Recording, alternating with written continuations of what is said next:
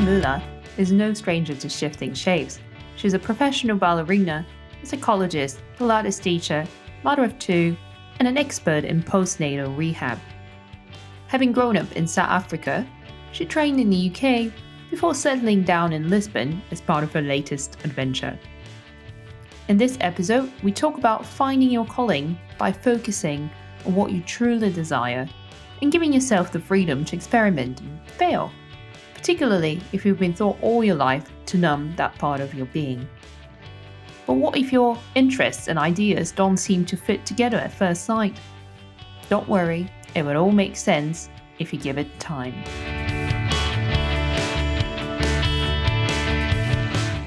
As I said, I did the psychology degree and Pilates teacher training, and I was dancing, and I often used to think, like, how are these ever gonna fit together? And sometimes I speak to dancers and they kind of say the same thing. I've got so many ideas. I want to do this and I just don't know which one to go for first. And actually, they will fit together. You've got to give it time. Hello, Simone. How are you? So pleased to have you on the show today. Thanks for having me on. Good to be here. So, as far as I understand, you are in Portugal and you recently just moved there. So, what's going on and what are you focusing on at the moment? Yeah, so we moved like 8 weeks ago. So I'm from South Africa originally, and it's quite amazing how similar where we are in Lisbon is to Cape Town. But yeah, I've been fortunate enough to be able to carry on my work that I was doing in London. So that part's been fairly easy. And yeah, the kids have settled in at school. So early days, but yeah, we're getting there. And when you say carrying on with the work, that is you being a full-time teacher of Pilates, and not just any Pilates, and we will get into that, but I just want we were joking before the show that maybe it's better if you pronounce the terms rather than me, because I'll probably get them wrong. Yeah, sure. So I teach a quite specific technique called hypopressives, and it focuses on postnatal rehab. So I work with women mostly who've had kids, although to be fair, this technique is good for everybody. And yeah, I've got a platform which kind of came out of lockdown, I guess. And so I do that 3 days a week. And then twice a week, I work for a charity called Dancers Career Development.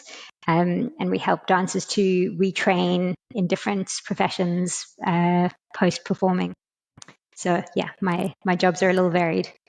Yes, well, that's exactly what we like to hear about, because as you know, our theme this season is about non-linear careers, and you've certainly had one. And in fact, what most people might not know is that your career started at the tender age of 14 when you left South Africa and moved to be a dancer.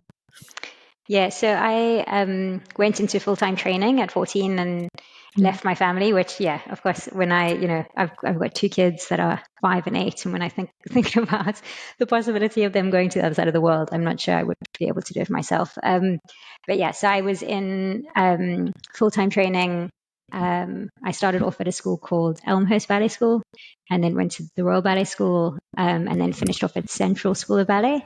And then I performed with Northern Ballet Theatre. So yeah, kind of very much in the classical world. And I then went back to South Africa. I had a foot operation, which kind of, I guess, altered the track a little bit. But then I started working for Cape Town City Ballet. And I was there for several years, and then moved into contemporary dance. So yeah, my life was very much all about dance. That was it. And what does it feel like? Can you give us a glimpse of what does it feel like to be a professional dancer? It doesn't sound like it's a normal, anything like a standard job. And by that, I mean 9 to 5. Yeah. So I think the thing to kind of say is that it's hugely consuming. So I think, and this is in my role now in speaking to dancers and trying to find a new career, is that because it's so consuming, and because it's so kind of single focused, it can be quite hard to really have an idea of what's going on in the rest of the world. And I'd say dancers tend to be very much like type A personalities, perfectionists, getting things right, doing things over and over and over again. And that's kind of part of the training. Like, you almost can't really do it unless you are completely committed to, getting better and better. And working really hard day after day.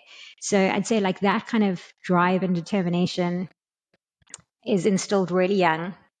And that also, feels quite different, where most teenagers are able to kind of have a little bit of balance in terms of their social life. And for dancers, that's not even really up for discussion. So, there's that side of the dedication. But then there's also a side, I think, and especially I see this now in working with older dancers, is that the way that it's kind of set up is very much that you shouldn't really have too much of an opinion. So dancers are kind of very much encouraged to kind of do what they're told. So it's quite difficult if you've been in a very set routine and schedule and kind of being told when to do what and how to do it, to then have your own kind of individual ideas of what else you want to do with your life. So I work a lot with dancers on that too, of like, finding something for them that has passion and has excitement, which is often, if they've blocked out so much of the world besides for being in a studio or a theater, it's almost like they can't entertain their idea of there being any other possibilities. And I'd also, the last thing I'd say is that there's kind of a commitment to dance that if you think about something else, you somehow slightly feeling like a traitor, which I'd say this thinking is not as embedded as it was when I performed. It's very consuming, if you will, and you almost think that you're not going to give it 100% if you're not in the thing 100% of the time. Yeah, and also I'd say the competition is so tough, right? So it's not like, and I think that's probably part of this too, is that dancers kind of know, and they, all through your training, you kind of told you probably won't make it. So, there's that. So if you're not committed and if you're not like in it 100%, you don't really stand much chance. And such a small percentage of dancers actually become professional that go through the training. So, there's that part too of it being hugely demanding. Yeah. And what about mental health? Because we did touch upon that a little bit, and especially in classical dancing, we hear a lot of stories about pressure being put on young dancers to look a certain way, to weigh a certain number of kilos, or to behave even in a certain way. And have you ever come across that? Or maybe in the work that you're doing now with other dancers, is there an emphasis not just on what's the next step, but actually helping them move past and get over some of these challenges? I'd say the thing that feels difficult is kind of having autonomy and having clarity in what you want. Because so much of the time, as I was saying, like when there's this saying of the show must go on, so like no matter what you're feeling, you kind of get really good at cutting that off. So I think that kind of happening over many years starts to almost alter your, what we call in the kind of movement world, interoception, like your internal feelings of sensation. It alters dramatically. And I would say, like, when I had my kids, my first labor, completely did not go according to plan. And I almost felt like my pain threshold was like ridiculously high because for so many years I'd kind of known pain. So it wasn't like a new feeling for me at all. And I can just push through. And so, now in my work, I often have dancers who kind of feel like they need to figure everything out on their own. So I talk a lot about being experimental and kind of giving yourself, after this really intensive training and career, is there the possibility that you could have some space to experiment and try, and, maybe something feels good or maybe it doesn't, but until you try something else, you kind of won't know. So I think it's two-part. I think it's getting clearer of what you actually want after it being slightly numbed for many years. But then also this idea that actually you don't have to be brilliant at everything, especially when you're starting something new. I think that's a kind of, when you become so expert at something, it's quite difficult to be kind of beginnerish, like to try, to dabble, to give something a go, because you've been at such a high level in your profession. It almost like hinders you from taking the risk. So we talk a lot about, like, trying things and seeing if they fit, try them on. Like there's no way of knowing until you do that.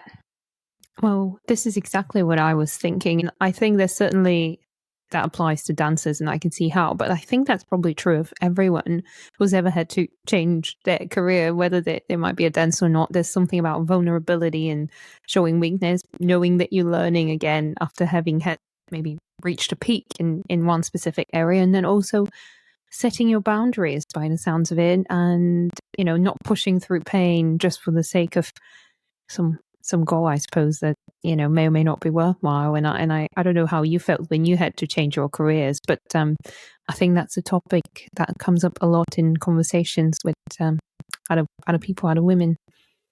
Yeah, I think it's really interesting, because I think the identity of a dancer is, so it's their work, but then it's their identity, and it's so enmeshed that in starting something new, it almost feels in a way like, and I can totally see how it would relate to other career changes. But the dancers that I work with have got this real strong identity in seeing themselves as a performer. They always are probably introduced in their family as the dancer. That's kind of how people know them. And then if they're not the dancer, then who are they? And then at the same time, they most likely somewhere in their mid-30s, maybe late 30s, and they're starting again, potentially into a world that they have no idea about, and no contact, and potentially no training. And I guess there's a lot of, in the world that I'm in through women's health, there's a lot of moms that I meet that kind of go on a similar journey, that having kids and thinking, okay, so my old career just doesn't fit anymore. What's next for me? Like, what else could I do? I think it's that, and I think everybody does this in different ways, but there's kind of peeling back of yourself and kind of what your values are, and seeing what else can align with you.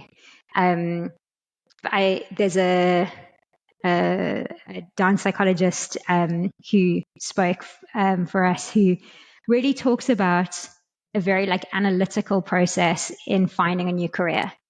And she made it to principal dancer, and for her, she realized in her career, as she went on, she became more kind of separated from the rest of the company and rest of the group. So her rehearsals would happen on her own. She would be in a dressing room on her own. And she realized over time that actually she was less happy in this job, even though, like, on paper, principal dancer is where everyone's aiming for. The dream job. Right. And so then when she was kind of looking at, well, what else do I want to do? It became clear to her, I want to work with people. And then she became a psychologist, and it kind of, yeah, it's that always stuck with me, of like a very practical, analytical approach to finding the next thing. Because there's always going to be something of a job that you like and something that you don't like, but finding those bits that you do like can be really helpful in finding that next thing. And how did you find your next thing and your calling? Or maybe you're still finding it, but obviously you went through that process yourself. So how did that work out for you? So yeah, I think I was saying this to you before, is that the thing that felt really interesting for me postpartum was that within my kind of mom group through NCT, besides for one other good friend who is freelance, everybody else had a very kind of set return to work. So they had like keep in touch days. And, it was, within this group, there were civil servants, there were lawyers. And so, yeah, they had very kind of set path. And that felt so different to my experience. So my experience was, I don't really want to go back to dance. I kind of know that I'm done. I'd done a Pilates teacher training when I was injured in South Africa. So I had been teaching kind of alongside dance. I'd also done a psychology degree while I was dancing. So I kind of had those bits, but I knew I didn't want to teach Pilates full time. And I also wasn't sure what the other thing was. Like I'd done a few different projects. I got some funding to bring 2 dancers over from South Africa to study at Central School of Ballet. And that kind of had given me a taste of, I guess, project management. And that had gone quite well. So there was something exciting about that. But yeah, it felt like unsure to me of what I could do. So I started teaching postnatal Pilates and then some pregnancy Pilates. And that was growing. And, my son was like 13 months or so by this point. And I felt like I needed to get out of the house. I felt like I was slightly losing my mind, like just thinking about naps continuously. And because all of our families in South Africa, we didn't have kind of any support through family being nearby with childcare. So I eventually just decided like he just needs to go into nursery and I need to kind of figure out next bits. I think I did one dance project to kind of see if that was still in me, which I actually enjoyed, but I kind of the childcare aspect just felt so complicated that I just didn't feel like, I don't know, the thing about freelance being so sporadic and having to like rearrange teaching. And I could feel I was building something with the teaching that I didn't want to just kind of give up whenever a job came up. So I had gone to an alumni event for Dancers Career Development. And I was chatting to somebody who did company management. And I'd kind of had this idea in my head of like dance management, company management. Didn't really know what it involved, to be honest, but I felt like there was something that I liked organizing things and maybe there was something in this direction. And he basically said to me, if there's a company that you like, I would advise you to just get in touch with them, try and arrange a coffee, like see if there's any possibilities of just kind of getting a foot in the door and just seeing what they're about. And I was like, well, actually, I really like Dancers Career Development. We were at this drinks that was like hosted by Dancers Career Development. I was like, I can see what they do and I can see the support they give dancers. And there's something that I feel an affinity to. So he was like, well, get in touch with them. Like, just, we're here, do something. So I did. So I kind of spoke to someone who's now a colleague and she was like, just get in touch and we'll have a meeting and see kind of what can come from it. So I actually interned for a year. I did 1 day a week. And then I had another child. So in amongst this time, I was also teaching postpartum. And I kind of felt like what I was doing with Pilates was getting to a certain level, but I was seeing women with quite complicated issues not improving. And that kind of spurred me on to like finding more, like just seeing, is there another way to do this? Because I could feel on my own body that what I had been doing previously in training just was not having the same effect. So someone I danced with in South Africa, who is now in Canada, told me about this technique called low pressure fitness that was devised in Spain. And so I booked the course and I went to Spain and learned the technique.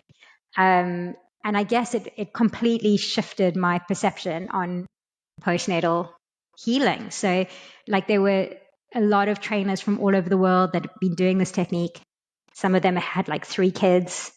They had worked with issues like prolapse and incontinence and they had healed them. And I was totally taken by the whole thing. And I knew this was my next thing. So I had my second child and then I started doing the technique myself. And yeah, it was quite like life-changing for me. So my first rehabilitation had been quite complicated and this felt really straightforward. And I think it like propelled me to share this with other women, which kind of, it started quite small. It was local. It was some moms in my living room basically, and then in the park.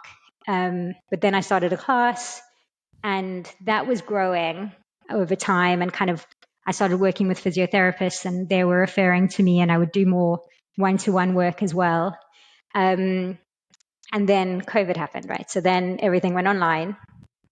And on the same week as the first lockdown, I got a call from the charity to say, do you want to come back and work for us? So the previous time it had just been like a year thing that I did.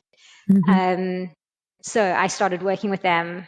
And I guess it was, baptism of fire, because I went straight into working with independent artists who were suddenly their whole, industry had been shut down. So it was quite an intense time. And then I started doing all my classes online. So through that time, there kind of became more of a possibility of this becoming like a full business and creating online content and having like a holding platform for it. So that's kind of where I'm at now, is that I teach 4 classes a week on Zoom, but then I also record content which sits on the platform, and I have around like 150 subscribers. And it's kind of grown also into, I now have like guest speakers once a month, talking about different aspects of women's health. So like the community is growing through that too. Yeah, well, it's interesting because I admit I did go on the website and I thought, oh, there's a few free videos. Maybe I should try some of that. And then I thought, well, let's have the conversation first and actually understand what this is about, because I think there might be a bit of a, I don't know if it's misconception, maybe it is the right idea that this is mostly relevant to those who've given birth. But is there any merit in maybe looking into those exercises and that technique even before you give birth, maybe before you even get pregnant, or even if you're not planning to get pregnant at all? Yeah, sure. So I'd say it's quite of a new. Well, I say it's new. It's definitely, the technique's been around for a long time, but new, definitely to a UK audience, in terms of core training, pelvic floor training, posture training. So it's a breathing technique, and the origins of it come from yoga. But it has been adapted to very specific poses, kind of doing this breathing technique. And really what we're doing is we are working the diaphragm, which kind of sits in the rib cage like a little dome. And we're using that to kind of change the coordination of the core and also get movement happening through the pelvic floor. So I would say like kind of across the board in terms of awareness of pelvic floor, people know about like the Squeezy app. If you become pregnant, you're kind of told from the beginning, do your pelvic floor exercises religiously for the rest of your life. And although those work for some women, they don't work for everybody. And in fact, in some situations, they can actually make pelvic floor dysfunction worse, especially if there's something called hypertonicity, which is where the pelvic floor is too tight. I'd say within the context of women's health, slowly there's kind of awareness that there is another way, because for so long there's only been this kind of one technique. And so there's change happening. In France, for example, if you have a baby, you have these 10 physio sessions afterwards. And in these physio sessions, you learn this technique. So there's much more support in terms of rehabilitating the pelvic floor. But then saying that, for like kind of where this technique has gone in Spain is that it's for sports people. It's kind of for everybody. So so there's, for sure it very much suits a postnatal body, because we have such extreme postural changes over the 9 months, that to kind of get the strength back into the body, and getting posture back is really important. But I'd say for everybody, and especially like, sitting at desks, head forward, that whole part, exactly, hands, shoulders, that part is really important. Yeah, for every human, I would say. So if someone's listening and they think, oh, that sounds interesting, where do they start? Where do I start? Let's assume they're in the UK. Yeah, so I'd say there's definitely a few different versions of this. What I teach is called low pressure fitness. So that's the technique that's, as I said, is quite big in Spain. It's growing in the US.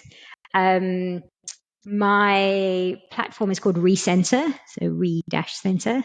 And the main thing really, and kind of the way I've set up my platform, is that I do a session with everybody that joins to teach them the techniques. I said, it's quite specific, and it's important that it's done correctly. So yeah, to kind of keep quality good and kind of clarity around it, we do the session together to really make sure that you've got the technique before you start. Because, in my opinion, some of the online stuff can be dangerous if you're just doing that without any kind of input. Right. And as you were speaking, I was also thinking about a few things that you mentioned during this conversation about, how you found your passion to work with people, to help other dancers using your own experience. And then also it sounds to me now that you're not just teaching these classes, but you are also trying to spread the word and just raise awareness. So it seems like there's a bit of a theme there about just trying to help others. Is that your true calling, you think? Yeah, I think so. I'm an Aquarian. And I think there's that thing of helping. But I think also there's definitely something in me when I kind of see a problem and then I see a solution and bringing those things together, that there's this possibility of being able to have health and have fulfillment, right? I had a coaching session once, which was through the charity, through DCD. And my coach literally said to me, like, I want you to think what is possible. What, stop fixating on how things are going right now. Like, what is possible that can happen? And that was like a massive shift for me.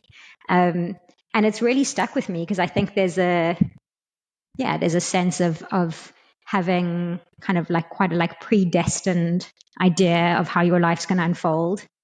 And actually what I've found for myself is that doing different things is quite interesting. So not just having one career, like having the possibility of having many careers and trying different things and feeling how those can develop in their time. And that can be really hard when you've just kind of stuck to one thing. Because then, once that structure's pulled away, how do you sit? Like, how do you find different bits of motivation? Mm. Well, it's interesting because I certainly hadn't thought about that. And you said, well, maybe I can have, or people can have few careers at the same time. We always feel like it has to be a choice between this, between that. And that if we're not 100% at everything, a bit like with that dancer mentality, then you're failing and you're failing in life. And then on top of it, you're also a mum, which is another full-time career, even though we may not always recognize it as a career, but it is. And you're raising two children with your partner. And how do you balance all of those things when somebody might be sitting there thinking, well, I'd quite like to have a few careers, but I can barely even manage, raising the children and having my full-time job. Yeah. So, I mean, look, it's not, some days are easier than others. And, I've got my peaks and troughs and they do too. We all do different personalities making this whole thing go forward. So yeah, I'd say, look, in the UK, of course, we know about the whole childcare thing that is very difficult, but at least having 1 year with your child, I think, is super helpful. So although maternity allowance, was not a massive amount, it did allow me to have that year of really kind of feeling into being a mom. Like it was a whole, and I think we might have mentioned before, but the idea of like that beginner brain of like starting something new, parenting really showed me that. So this idea of like, you've got this little baby that you know nothing really about and how it all works. You've kind of only heard stories from other people of how to do this thing. And then you've got to figure it out. You've got to find out their cues. You've got to find out what they want. They can't tell you anything.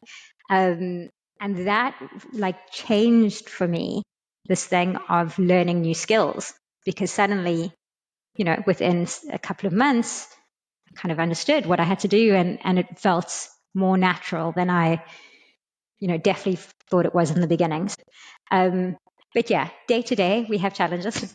My husband is very much, co-parenting with me. So Monday nights I teach and he manages the kids and gets, means that I can do what I need to do. And yeah, we kind of, we make it work. Yeah. And I was thinking, do you ever miss dancing or any part of that lifestyle? Or you're more like, I've been there, done that. I'm quite happy where I am now. Yeah. I mean, I think that the thing that is, it's an interesting career because it's perceived one way. And I think we were saying like there's not many jobs you're given like flowers at the end of your working day. It's quite it's quite an odd thing. And in a way, dancers kind of become these like slight idols. And so that kind of stepping away from it is quite interesting, because there's that identity part, but there's also this idea that you somehow more than human. It's quite an interesting view that people have. But I think for me, what's been really nice is that I've been able to kind of keep a little bit in the dance world, but not physically. So yeah, being able to help dancers in this particular time where, I often say, like, it's messy. It's not neat. Like they've had this intense fulfillment, or they haven't, and they feel quite hard done by in that not being what they thought it would be, and they'd kind of devoted so much time to their training, and then it just wasn't what they thought it would be. And then finding something else to fulfill that, like, we're talking about adrenaline, we're talking about, a goal and striving and all that kind of stuff. So yeah, I can kind of understand what they're going through, but I don't really miss it physically, no. Yeah, actually, I didn't expect you to say that you did, and I did have a conversation with a retired actress once, and she said, "You know what? It's actually I don't. It was quite tough being on set or being on stage every night." And she eventually started her own business, but that's another story. Yeah. I mean, it's interesting. I'd say COVID was this like really rare opportunity for dancers to experience life without dance.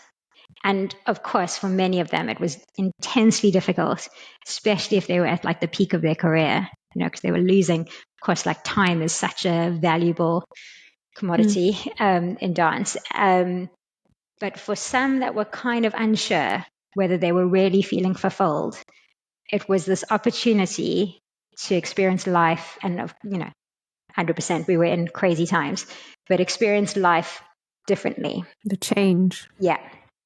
I've spoken to many who actually use that as kind of a time of clarity of like, so this is what it feels like if I'm not doing a show, 6 or 7 times a week.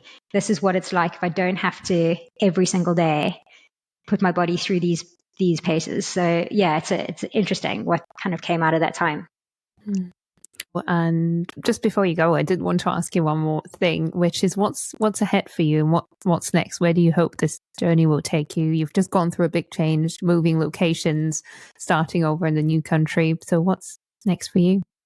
So I think growing the platform feels like very much the next step, like being able to reach more women, being able to kind of spread the word of this technique feels important to me.